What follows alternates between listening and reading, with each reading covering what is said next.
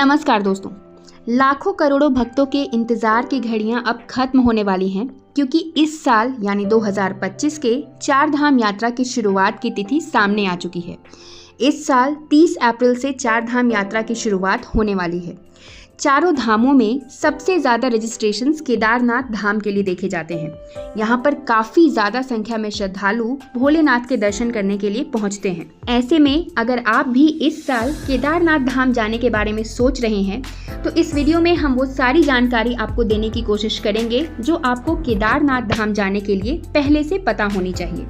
दोस्तों, बाकी तीनों धामों के कपाट खुलने की तिथि सामने आ चुकी है, लेकिन केदारनाथ धाम के कपाट कब खुलेंगे ये आपको 26 फरवरी के दिन जानने को मिलेगा।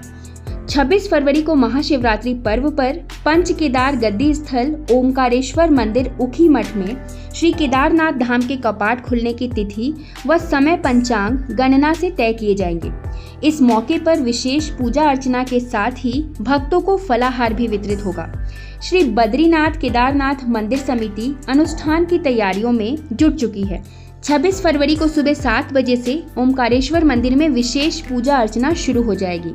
इस मौके पर भगवान केदारनाथ और द्वितीय केदार भगवान मद महेश्वर का जलाभिषेक कर अन्य धार्मिक परंपराओं का भी निर्वहन किया जाएगा। पुरोहितों की मौजूदगी में पंचांग गणना से केदारनाथ धाम के कपाट खुलने की तिथि व समय तय किया जाएगा।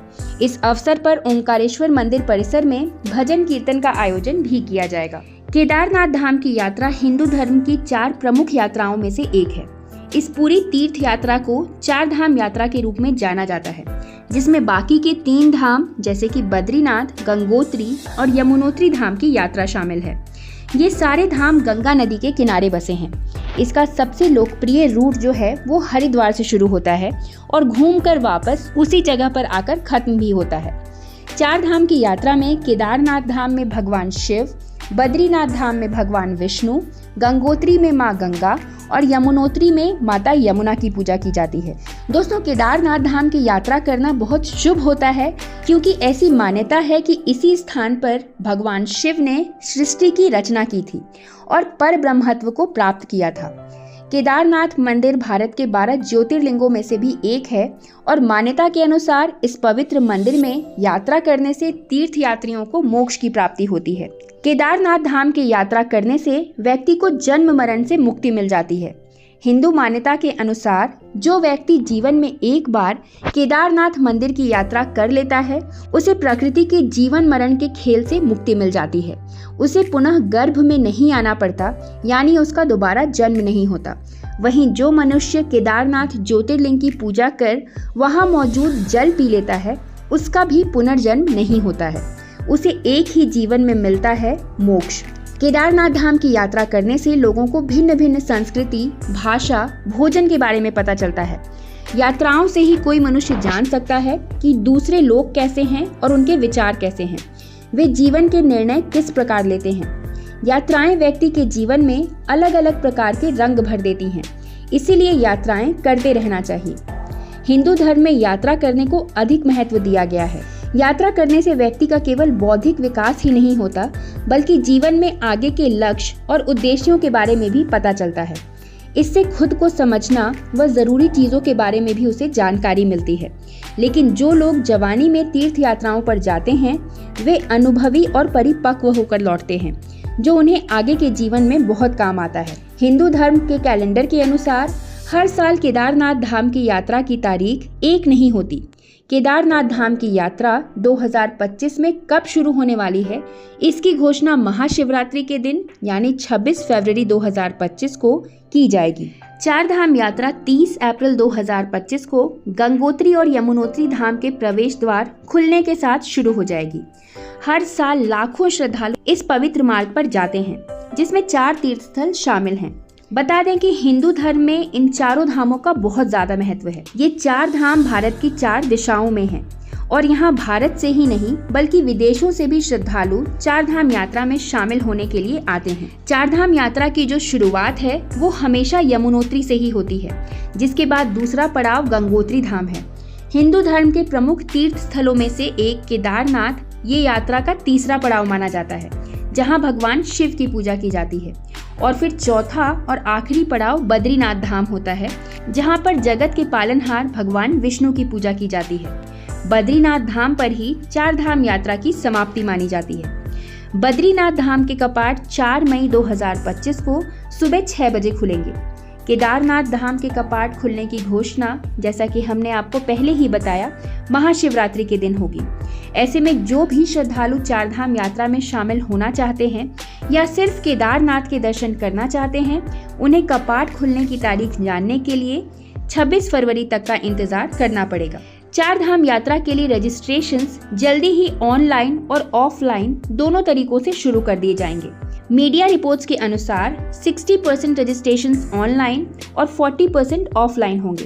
पहले 15 दिनों के लिए ऑफलाइन रजिस्ट्रेशन प्रक्रिया प्रतिदिन 24 घंटे उपलब्ध रहेगी, जिसके बाद डिमांड के अनुसार समय में बदलाव किया जा सकता है। यदि स्थिति कंट्रोल में रही तो रजिस्ट्रेशन का समय सुबह 8 बजे से रात 11 बजे तक बदला जा सकता है। 4 धाम की प्रक्रिया को आसान बनाने के लिए हरिद्वार और ऋषिकेश में 20 रजिस्ट्रेशन स्टेशन स्थापित किए जाएंगे, जिसमें विकास नगर में 15 काउंटर्स होंगे।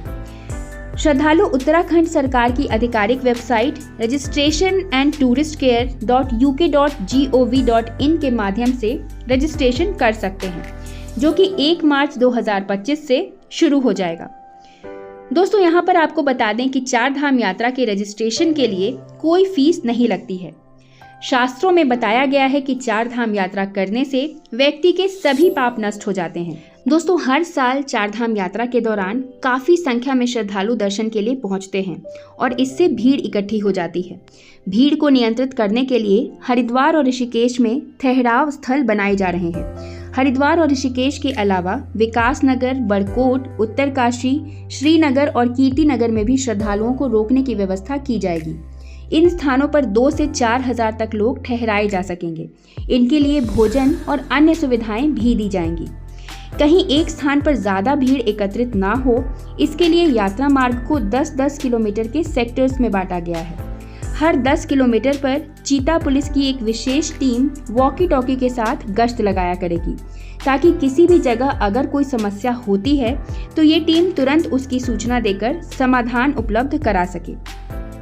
4 धाम यात्रा प्रबंधन एवं नियंत्रण संगठन ने बुधवार को ट्रांजिट कैंप में बैठक की, जिसमें संबंधित जिलों के जिलाधिकारी, पुलिस अधीक्षक यानी कि एसपी, तीर्थ पुरोहितों और विभिन्न संगठनों के प्रतिनिधियों ने भी भाग लिया। अधिकारियों ने ऐसा बताया कि इस बार 4 धाम यात्रा के पहले महीने किसी यात्री को भी वीआईपी ट्रीटमेंट नहीं मिलेगा, यानी वीआईपी स्कॉट और विशेष सुविधा उपलब्ध नहीं कराई जाएगी। दोस्तों, सनातन धर्म में 4 धाम यात्रा पर जाना हर व्यक्ति का सपना होता है। सभी ऐसा चाहते हैं कि अपने जीवन काल में वो एक बार 4 धाम यात्रा के दर्शन जरूर करें। तो ऐसे में अगर आप भी इस साल 4 धाम यात्रा पर जाने का प्लान बना रहे हैं तो मैं आशा करती हूँ ये वीडियो आपके लिए यूजफुल साबित होगी। अगर ये वीडियो आपको पसंद आई है, इस वीडियो को एक लाइक ज़रूर करिए। वीडियो को ज़्यादा से ज़्यादा शेयर करिए ताकि ज़्यादा लोगों की मदद हो सके। अगर आप चैनल पर नए हैं तो चैनल को सब्सक्राइब कर लीजिए। कमेंट में हर हर महादेव लिखिए और ऐसे ही अन्य वीडियोस के लिए हमारे चैनल के साथ जुड़े रहिए। धन्यवाद।